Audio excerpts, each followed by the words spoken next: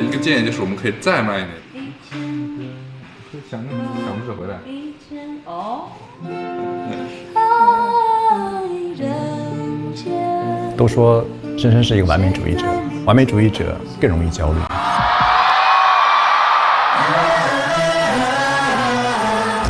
你没有办法不去逼自己，因为期待值真的是一个很恐怖的东西。但你都已经发过200多首歌了，你上过那么多的舞台，你见过那么多的场面，你还焦虑什么？你现在还会害怕没有机会吗？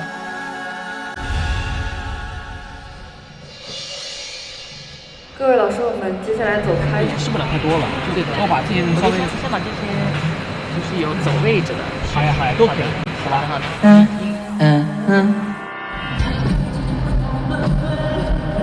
现在的周深跟11年前刚出道的他已经完全不一样了。当年他是一个被选择的素人，但现在他已经拥有了很多选择的机会。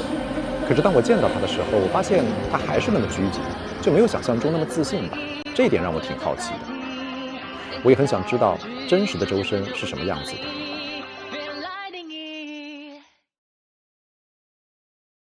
3、2、1，采访结束。怎么讲？上海终于结束了。满意吗？就是你要尽力肯定是尽100%的力了，但是满意嘛，就是还是得慢慢在有一些地方调嘛，因为毕竟这是这个主题的第1场，没有跟观众见过面，所以你也不知道观众的感受会什么样，观众的反响会什么样。我好奇的是，就是你上一轮的巡演是在4月份最后一场，对吧？然后1个月之后又赶紧第2轮，为什么安排这么密集啊？他不是在1个月内之间做的事了，他是可能在9.29赫兹在过年前，就是还没有去到国外的时候，我们就已经在筹备审视，已经在筹备了。就我们故事都已经推翻了3、4个故事了，所以当时我们也有想过，要不就干脆就是不改主题，就只是做一些升级。但是会觉得，当你有机会去做一些新鲜事的时候，或者新的表达的时候，真的很不想去错过这个机会吧，因为。尤其是从刚出道的我跟现在的比，以前的我真的是害怕说话，因为我觉得自己说很多话没有人愿意听，2就是会觉得浪费别人时间，所以他就会有点像，就是一个人的心态在慢慢变化。到现在我觉得有自己很多话要跟大家说，可能在9.29演的过程当中，有的时候会因为情绪太到了会忘记说一些话，然后我们就想在深深的当中去慢慢的去跟大家说。说实话，其实在2天前彩排的时候，我还是挺担心的，因为我发现彩排那一天，你和工作人员到最后一刻还在那儿做一些细节上的一些修改，这是常态吗？你在体育场开演唱会，它就歌单其实是一个非常纠结的事情，挑一些大家都可能比较熟悉的歌呢，还是在挑一些对我们彼此之间有意义的歌，这真的很难选。歌单是一方面了，还有包括一些视效啊，还有其他一些环节的设计啊。对，而且你也真的是在这一轮的巡演当中有很多新的呈现、新的尝试，包括你有弹了吉他，还有口风琴，对吧？929那次是弹钢琴，所以每一轮巡演你都想拥有一个新的一个技能的呈现吗？我想试试，就是我感兴趣的话就会试，而且9.29是蛮不错的，每个人看完都很开心，所以大家看过9.29的人多少就会有点对比。其实被大家看见很难，但是你要留住其实更难，你要留住大家。所以就是我们想做整个演唱会的舞美啊，或者装置啊，或者设备怎么样重新全部弄的一个原因，因为期待值真的是一个很恐怖的东西。但是我看过那么多演唱会，我真的没有见过一个歌手能够彩排到2场演出，音准什么都没有什么问题。可能我不够专业哈，但是我真的觉得你们的工作人员老是问我说你觉得怎么样？你觉得怎么样？对啊，因为我们真的很想知道，就是大家看完这个演唱会会什么样的反馈。你太多虑了，真的。得珍惜机会啊，是对，尤其是这一行，你谁知道你能够被大家喜欢多久呢？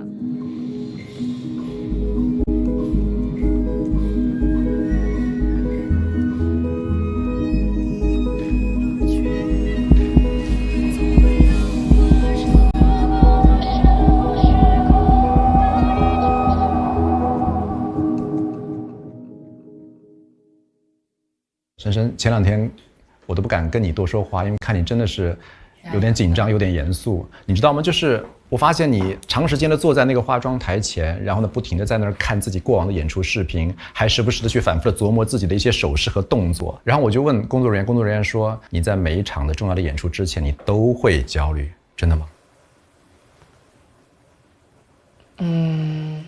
是真的很害怕亏欠别人，就会觉得人家愿意来看你，人家真的是放下自己的事情。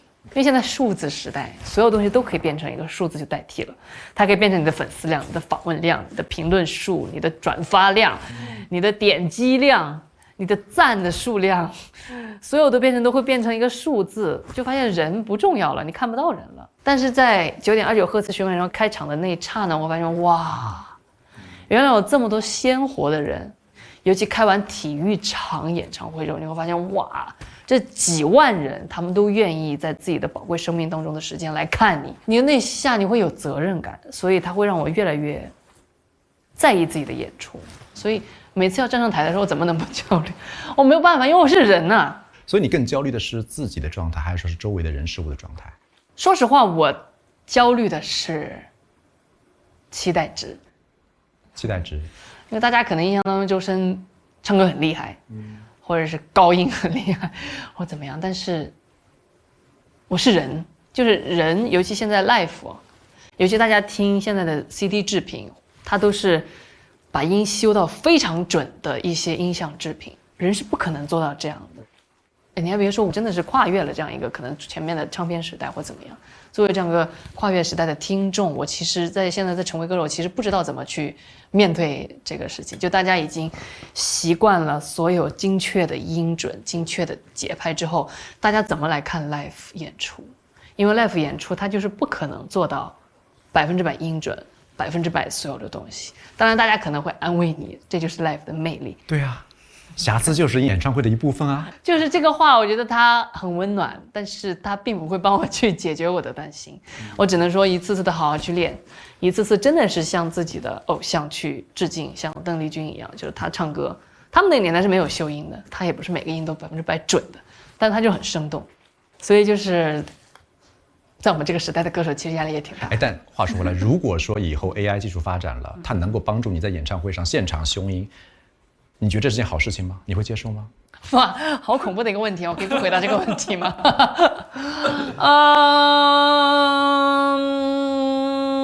不得不说，会很无奈的说一句：看大势。看大势。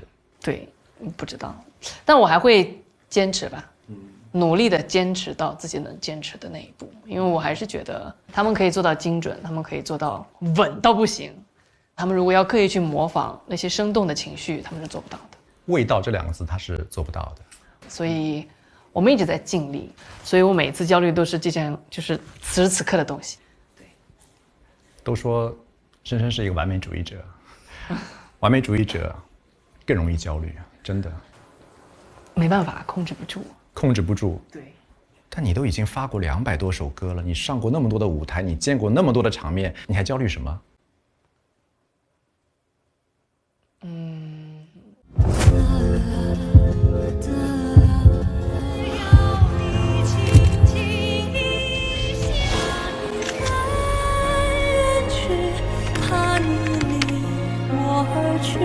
有请蒙面唱将周深。我不相信，我不相信。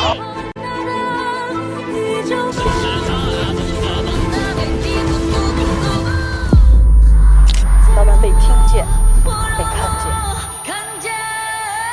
最近歌手周深演唱的4首歌被选进了9年义务教育音乐教材，为26部电影献全网播放量超500周深全新专辑《反身代词》建构后，华语歌手数字专辑销量全网第2名。欢迎来到9.29。世界巡回演唱会门票一经发售，迅速售罄。最具影响力歌手、杰出电影音乐人、年度歌手、最佳男歌手周深。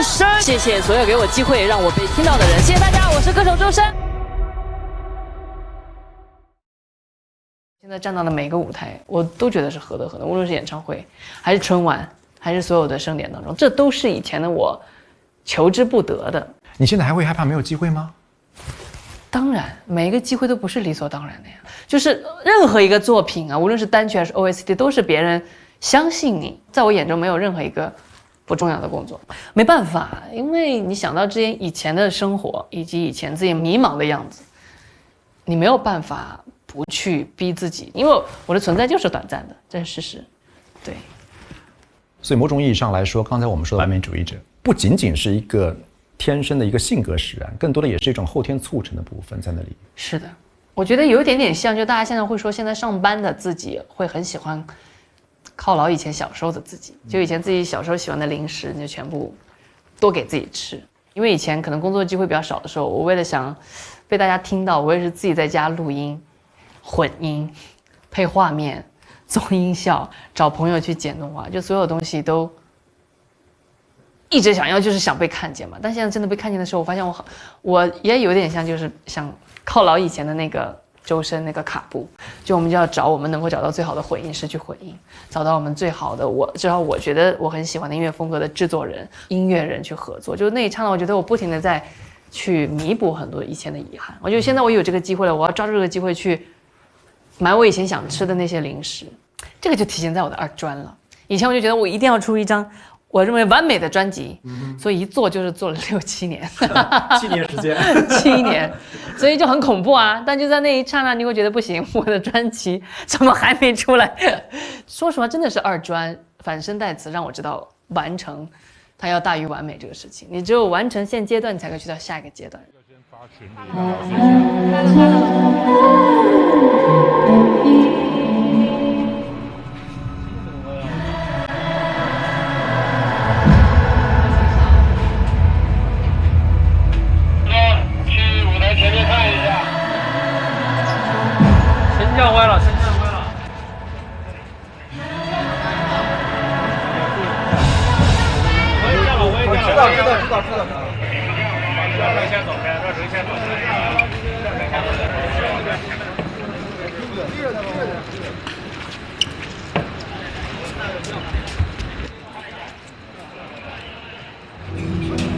应该是一时半会儿解决不了了。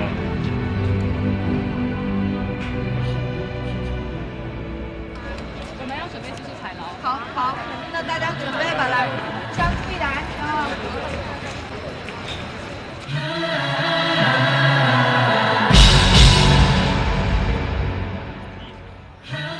彩排刚一开始，升降机就坏了。他既要调整自己的状态，又要担心别人的状况。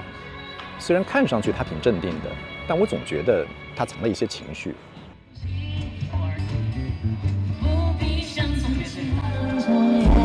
小心！安全！我们乐队在牢望开一下。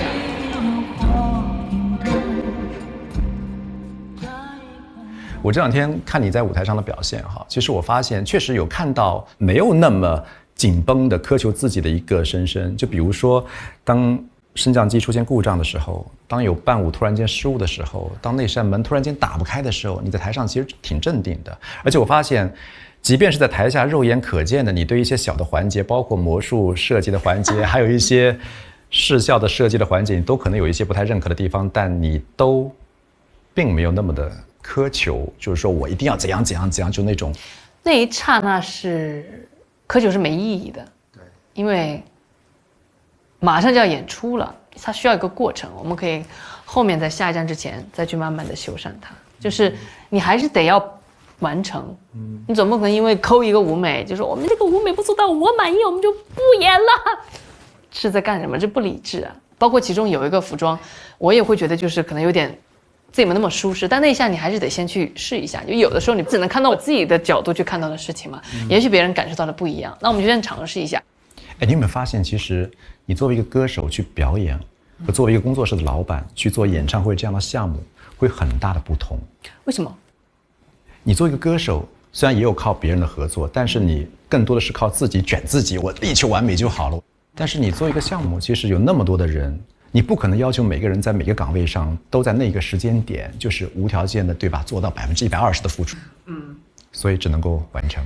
因为我慢慢接受了这世界上就是没有完美的存在。如果你要去让做什么都要求完美，那什么都做不成。所以可能我没那么满意，那我就用自己的能力能够去弥补多少我不喜欢那部分呢，再去慢慢的修正它。好难呐、是，真的很难。但说实话，对于我的生命来说，他们有的时候不太敢提伦敦那一次的经历，但是反而因为那一次会让我轻松了一些。虽然我知道自己不会很完美，但是在之前的每个演出，我会觉得大家是冲着我的相对来说比较高水准的演出来看我的，或者是高音来看我的。但伦敦那一次之后呢，就是大家已经知道没有演出之后，还是有人愿意来看你，就那一下你会觉得他们也挺辛苦的，反复的证明了那么多次，他们是在用真心来看我，可能就刚好是在那一刹那的时候，你会觉得哦，好像原来我真的不用完美，就那一下有稍稍的放松一点点。伦敦这件事情大家都知道，但是我很好奇，就是这个决定是你做的吗？你拍板的吗？这应该是一个很难的一个决定耶。哦，非常难，要去接受自己真的没有办法唱那一场，我觉得也是很难的事情。这真的就像你说的，其实很多的歌迷都是专程飞到伦敦去看你的，而且那一天是2月14号情人节，对，取消就意味着打乱很多人的这个安排。对啊，说实话，我可能我的身体在本能的忘掉那段记忆，你也不知道是巧还是不巧的事。2月14号的伦敦那天太阳特别好，因为伦敦天气一般要么就大风，要么就阴天，对，刚好那一天太阳特别好，所以我的声迷或者歌迷们他们一定心情非常好，就感觉一切所有的事情都像是在讽刺你一样，就打开哇，天气这么好，所有的事情都已经完全就绪了，所有的老师们该彩排的也彩排了，我们该做的都做了，应该是英国非常大的室内演唱馆里，就第一次出国就能去那么大的馆，就所有最好的心情都在那一刹那的时候，突然啪就要把你拍地下。我觉得那个感受我没有办法形容，我想不出任何一个词来形容，从来没有经历过这么黑暗的时刻。我觉得上一次经历的时候，就是我从医学院转去音乐学院，突然失声的那一下。我觉得这2下是我人生当中非常黑暗的2个时刻。对于今天演出的取消，实在是对不起。从来没有这么害怕站在9.29赫兹的舞台上。然后，我觉得这一定也是我最期待站在这个舞台上面前，也是最后悔站在大家面前的一次。后悔是因为我好像除了说对不起，其实我也没有办法去做任何事情。非常期待的是，因为我知道大家有做了很多事情，然后也放下自己很重要的事情来跟我见面，所以这也是我最不后悔的一个选择，就是希望可以当面的跟大家表达一下歉意，实在是非常非常抱歉，对不起大家。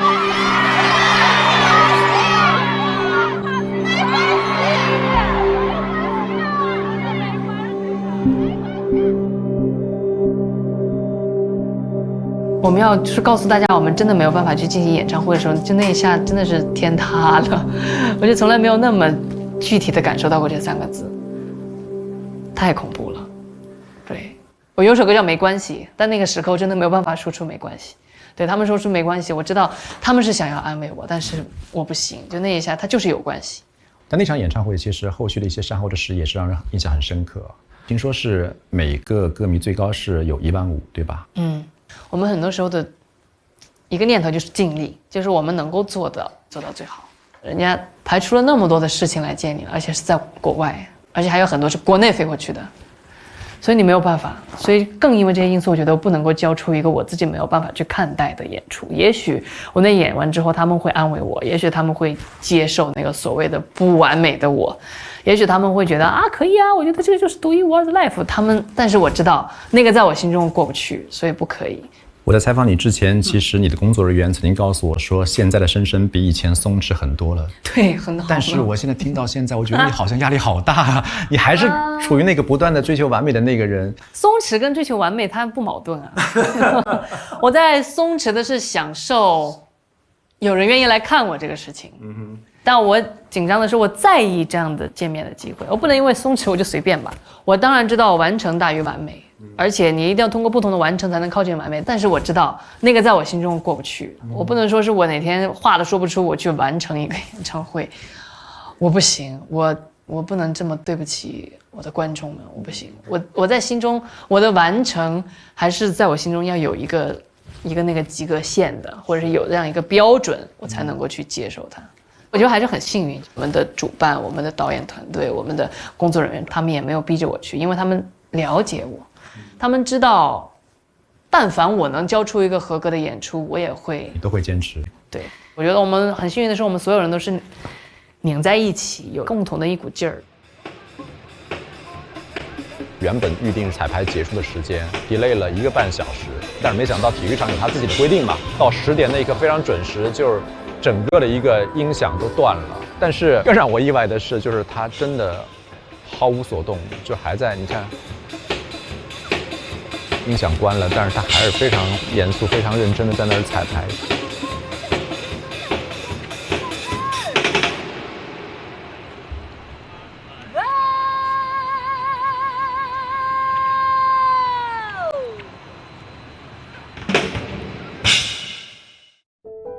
下一场若梦可能稍微改改，它这个书法它也没有体现出来中国风渲染氛围，就不要让他给他们那么多具体的东西，对，具体了，然后就少了想象空间。往前上是不是应该再往前一点？往前推一点，对，慢慢拉到他们下去。好，又来了，上来。可以后面可以帮我加个音效吗？我这吉他技术真是可以，小看我是。接完效果好，它跟 VCR 刚好有个对冲。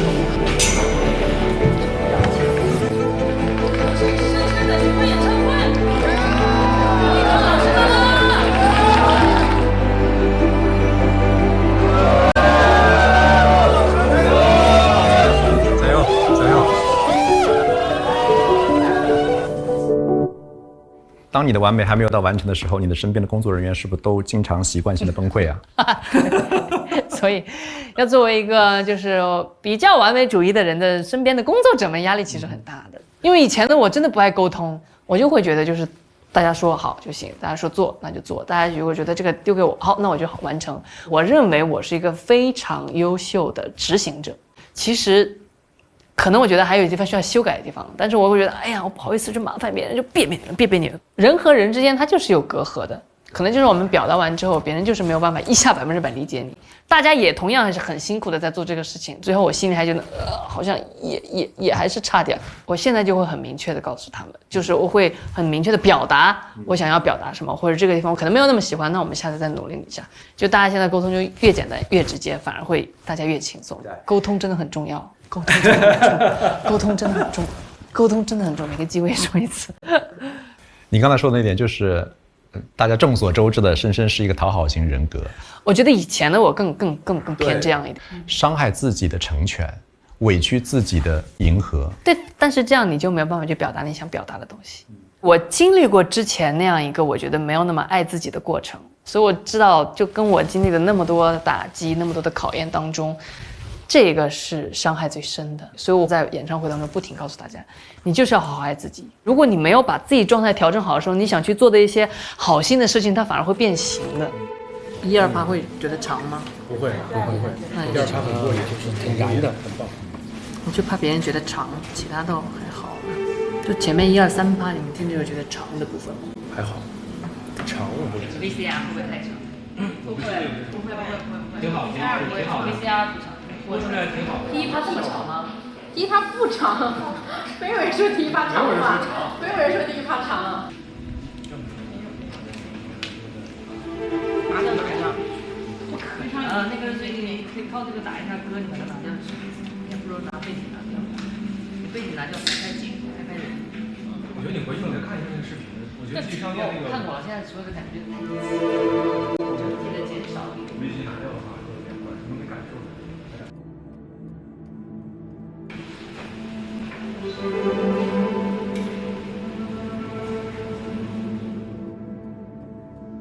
自从有了更强烈的一种想要表达的一种欲望的时候，你也会有很多的新的一些要求，会有一些新的一些面貌的呈现。反正代词这里边你自己参与创作的一些作品有4首歌，对吧？但其实在这之前，你更多的是演绎别人的作品。其实我私底下自己一直也有在写，但是我总觉得不过关，所以我就没有发。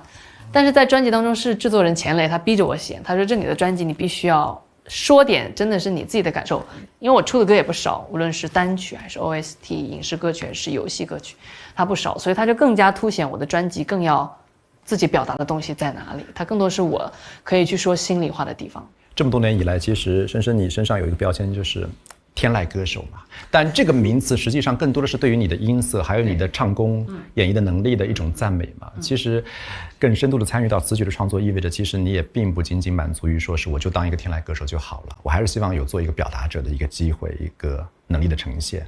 我觉得天籁歌手也是在表达呀，我觉得这个理解还是不一样。对于我来说，唱 OST 时候也是在表达自己啊，因为有很多歌很像我，它里面的孤独感，无论是少年感还是那种某种豪迈，它的某一刹那，我觉得都会很像自己的，所以我觉得不用区分开。对，你的选择本身就是一种表达，你的舞台的演绎、你的设计也是一种表达。对，但是别人创作的作品相对有一些被动吧，所以深深，你现在去做一个更直接的表达者，你有什么最想表达的东西吗？哇，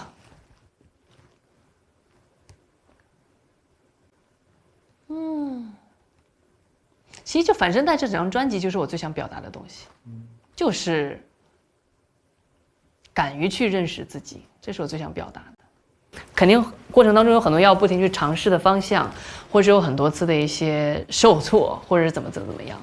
但是我觉得我这么普通的人都可以慢慢的，可能一些机缘巧合，因为被大家看见，因为大家力量去靠近梦想，我相信大家都可以。我特别喜欢我在演唱会说的那句，就是周深可以，你也可以。因为我就是普通到一个再普通不行的人，我没有办法去预设别人的发展怎么样。但是我觉得，也许我能够给他一点点力量，这就是我最想表达的事情。所以无论是哪个歌，舞台还是怎么样也好，我可以从路边唱到 live house， 唱到剧场，再到体育馆，再到体育场。我觉得，也许就在某一站某个地方的时候唱某首歌，就会给别人一个助力呢。所以就像我们这个演唱会一样，深深的是我的日记，我也想去到他们的日记当中，可能是一个标点符号，一个字，就在那一刹那出现过，我觉得就很幸福，这是我最想表达的。所以整个演唱会都是我最想表达的。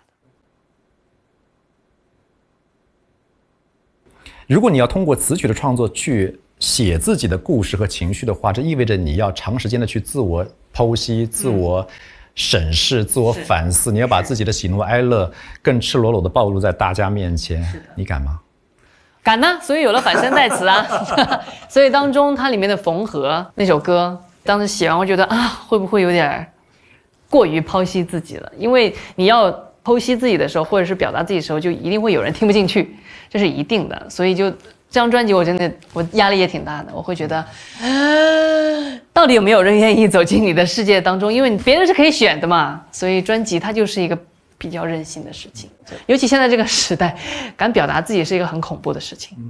因为我这2天一直在听你的歌，然后包括我最喜欢的那首《虚构》嘛。哇哦！对，我觉得它很特别，就是让我模模糊糊听到一种，就是感觉在镁光灯下的一个少年，然后他自己的那种纠结，就是一方面他可能会渴望人群，想要去拥有更真实的生活和情感，但是另外一方面他又害怕人群，他又害怕更彻底的去暴露自己。你现实生活当中有这样的一种渴望和纠结吗？有啊，就是我很喜欢这一个词虚构，我觉得他每一个写的就是我。歌手跟歌迷之间的爱或者喜欢，他就隔着屏幕，他会隔着妆容，他会隔着所有的装扮。我也不确定你们对我的喜欢是不是有滤镜的，是不是虚构的。所以我觉得一切他完全就在表达我的那一刹那，就是在奢求有那一刻真的就是不需要任何理由，大家也不会走吧。虚构那首歌之前是有另外一个曲的，但就突然就某一天，好像是在出差的时候，我就拿手机，我看那个词，我就越看就莫名的就把这首曲给哼下来了。知道我作曲肯定没有那么高超的技能或者多一个经典的旋律，但那一刹那我会觉得我那个旋律就非常符合这个词的口吻，我就感觉自己像是在说话一样去诉说自己的心智。你刚才说了很多不确定哈，在我理解看来，就是不确定的背后往往就是一种距离感。你刚才说，其实你也希望每一个人能够爱自己，可是对于你的很多的声迷来说，最大的困惑可能就是说，深深你有没有好好的爱自己啊？深深你自己会觉得孤独吗？可能我没有意识到，我不知道，但是也许吧。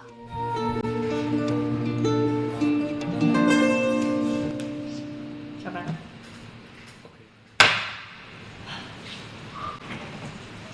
好恐怖！明天就要演唱会了，我今天还在这唱了几个小时。下班。是吧？你今天晚上老师。明天新主题，深深的第一站一站出来。OK。加油，加油，加油！来。